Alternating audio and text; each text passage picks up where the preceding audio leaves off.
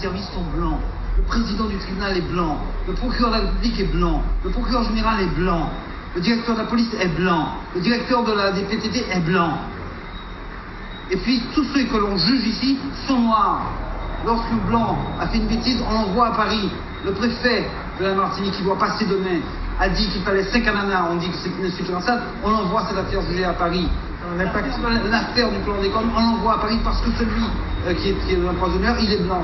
Ça n'a pas que ce soit affaire. Mais bien sûr, évidemment. Enfin, il faut arrêter de dire quelque chose. Vous croyez ils ont quoi à dire au monde? Ces jeunes qui sont en train de hurler leur souffrance.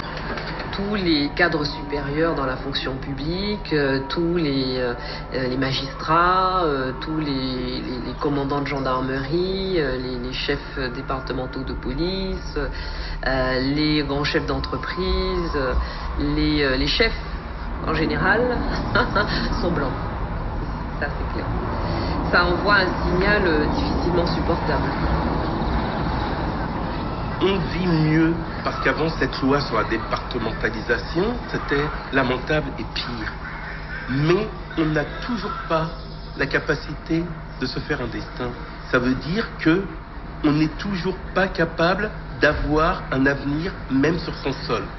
Et j'imagine simplement l'horreur dans l'esprit des parents qui voient leurs enfants ne pas pouvoir monter plus haut qu'eux.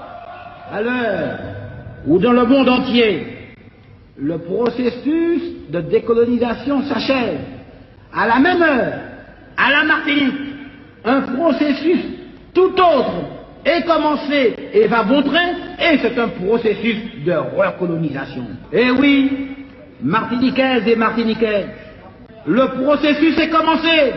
Regardez vos plages, regardez vos rues, regardez vos administrations, regardez les banques, regardez les grands magasins, regardez les grandes surfaces, regardez la préfecture.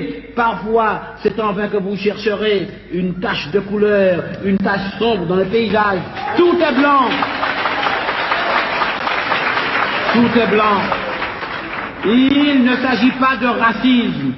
Il s'agit de l'équilibre d'une société menacée. Menacée dans son être. Menacée dans sa vitalité. L'injustice a un nom lorsqu'elle se comporte comme ça, la machine qui devrait juger les responsables et non pas les victimes. Et c'est le contraire qu'ils font. Donc ce nom-là a un nom, je l'ai dit. Cette forme-là a un nom, ça s'appelle la discrimination. Ça s'appelle la stigmatisation. On poursuit donc quelqu'un qui dénonce l'empoisonnement, on ne poursuit pas les empoisonneurs.